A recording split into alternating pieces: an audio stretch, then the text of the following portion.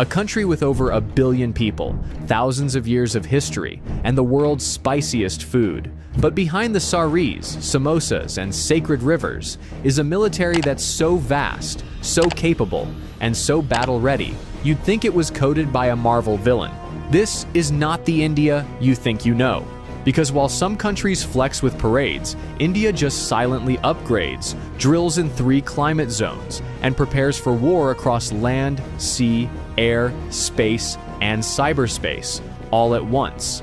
So buckle up, because India's military might, it's on another level.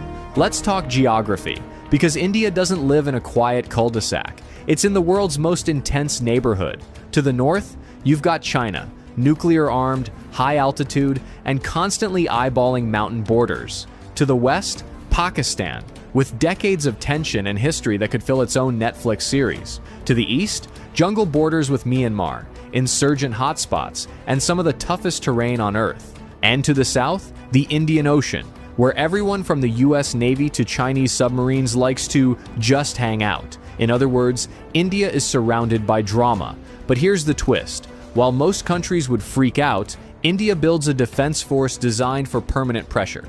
Because peace is nice, but being unbreakable, that's better.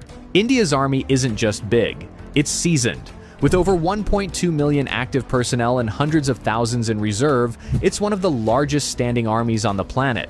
But this isn't just about numbers, it's about experience. While some armies do war games in the desert once a year, Indian soldiers are literally fighting real skirmishes in the Himalayas, guarding borders at -30 degrees Celsius, and tracking insurgents through monsoon-soaked jungles. Imagine doing combat patrols with frozen eyelids or humidity so thick your socks turn into soup.